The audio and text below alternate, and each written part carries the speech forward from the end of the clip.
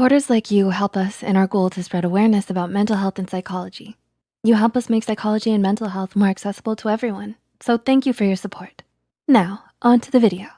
At times, we can often forget to give our mental health the attention it deserves.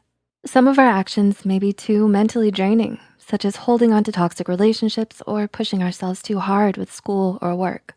It can be a good idea to step back and take a look at our behaviors and habits and ask ourselves the question, do I possess healthy habits or negative ones? I'm sure we all have negative habits, but now it's time to start incorporating some mentally beneficial behaviors into our routines in hopes we can develop a new habit, a good one this time. Here are 10 healthy habits that boost your emotional well-being. Number 1, perfecting your posture. Did you know that having an upright posture is not only seen as generally more attractive, but has emotionally positive effects as well? According to a study in the Journal of Behavior Therapy and Experimental Psychiatry, upright posture can have a positive effect and reduce fatigue. Are you slouching while you're watching this video? It's time to sit up straight. The preliminary study's conclusions suggested that adopting an upright posture may increase positive effect, reduce fatigue, and decrease self-focus in people with mild to moderate depression. Number 2, learn to acknowledge what you're feeling. While it may seem convenient at the time to go ahead and ignore that sadness or anger inside of you, according to you, you have work to do. But in the long run, suppressing your emotions can actually do more harm than good. Just because you consciously suppress your emotions does not mean they go away. Instead, they build up. You should instead express emotions such as sadness, anger, or anxiety to someone you trust. Just imagine what could happen if you don't allow yourself to release an emotion like anger and instead let it build up. Okay, so let's use anger for an example. Anger has been linked to obesity, low self-esteem, migraines, drug and alcohol addiction, depression, sexual performance problems, increased heart attack risk, lower quality relationships, higher probability of abusing others emotionally and physically, or both, higher blood pressure, and stroke, says anger management coach, Dr. Schinnerer. Geez, that sounds like one of those over-the-top ads on TV. No thanks. It's time to express yourself. In a healthy way, of course. Anger can also lead to insomnia, anxiety, self-esteem issues, and mental or brain fog, to name a few more. And this is just anger. There are physical and mental problems that can arise from any suppression of emotion, it seems. Because when these emotions build up, they will eventually rise to the surface and likely explode out of you like a volcano. So what are we supposed to do about all of these feelings? Well, anger coach Schinnerer suggests one way to break this cycle, and that begins with mindfulness. One way to do this, he says, is by becoming more aware of when you're angry in the present moment, then looking at the emotion in a non-judgmental and curious way. So instead of beating yourself up, acknowledge how you're feeling and think about ways to cope. So try taking a break if you're feeling anger in a toxic situation and leave the room. Pretend your favorite pizza dish has just arrived and you need to pause your game. That is the treacherous game of anger, level 5, volcano eruption of fury. Hey, I'm giving visuals here. Remember, this is just anger, but you can do this with all of your emotions. We can't always control what we feel, but we can control what actions we take once we're triggered. Feel your emotion at the moment, acknowledge it, express it in a calm way, then let the emotion flow out of you, like an ocean breeze in the midsummer air. Yep, visuals help release your emotions in a healthy way, a cathartic way.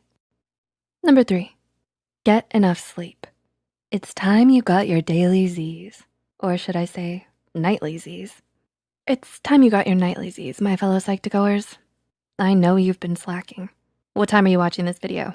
10 a.m., 2 p.m.? Don't say 3 a.m., don't say 3 a.m. It's 3 a.m., isn't it? The truth of it all is sleep is vital to your mental health and emotional well-being. Sleep helps repair and renew all of the cells in our bodies. Every time we lay down on that pillow and go to our blissful dreams, we wash away any toxins that can build up throughout our day. With enough sleep, we can have quicker reflexes, more mental clarity, and simply feel better. So if you're watching this way past your bedtime, it's time to sleep after this video. Number 4, exercise regularly. Life can get hectic and busy, but that doesn't mean we should neglect our health. The benefits of exercise can start to present themselves if we fit in enough regular exercise each month. Our bodies release specific endorphins that relieve stress and boost our mood when we exercise. So it can be a valuable tool when you're feeling anxious or depressed. I know, it can feel difficult to even get out of bed when we're feeling sad or anxious about our day. But if you can find the will to push yourself, even literally just out of bed, that's a great step forward towards feeling better. Next is pushing yourself onto that workout bike of yours downstairs or your yoga mat. Number 5, make socialization part of your routine. When we're distracted or busy, we can forget to socialize with the ones we love. Whether we have friends or not, it's best to get out there and practice a bit of socialization. According to the National Institute of Health, social connections might help protect health and lengthen life. Scientists are finding that our links to others can have powerful effects on our health, both emotionally and physically.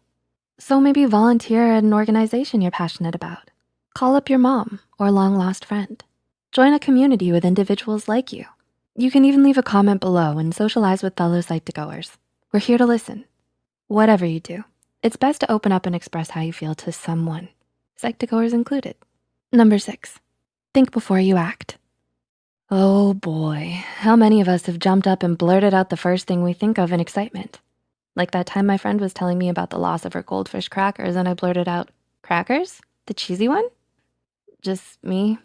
Yeah, she didn't have any crackers. I mean, not the snack at least. Let's not get them confused again. The thing is, we can act before we think. When we first need to calm down our strong emotions before taking action. Sometimes before even processing a request or comment, we fill in the blank with what we think someone else means. In my case, I thought she said, "We got some goldfish crackers." But what she really said was, "The funeral preparations for my goldfish crackers has already begun." I get But often people can interpret something said with normalcy as something cruel intended due to our own negative feelings. So it's best to think and process what's really being said before you act. Number 7, be present in the moment. This behavior isn't always the easiest to turn habitual. We can often ruminate on our worries throughout the day. These worries can create anxiety and pile up.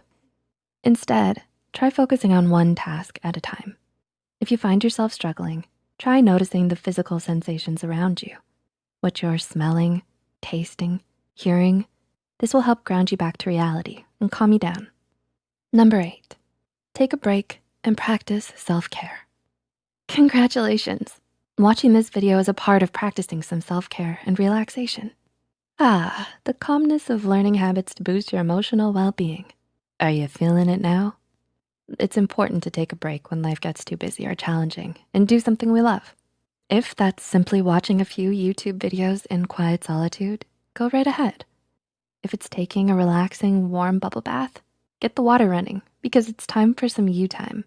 If you still feel like your days are too busy, you can simply try taking a moment to do some deep breathing and lower your heart rate. Deep breath in, deep breath out. Number 9, don't make social media a habit. As much as you like mindlessly scrolling and pressing the heart button on your friends' social media posts and posting photos of your food, stop it, you're making me hungry, and posting relatable memes all day, well, that one is pretty fun. But as much as you like spending your undue time on social media, it isn't always great for your mental health.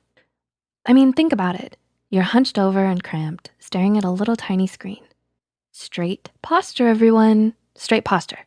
And not only that, but people often find themselves comparing themselves to photoshopped influencers with unrealistic lives. Plus, too much of one thing can tend to be bad and unproductive in this case. So it's best to not make social media a habit. Use it sparingly to post and browse memes every now and then.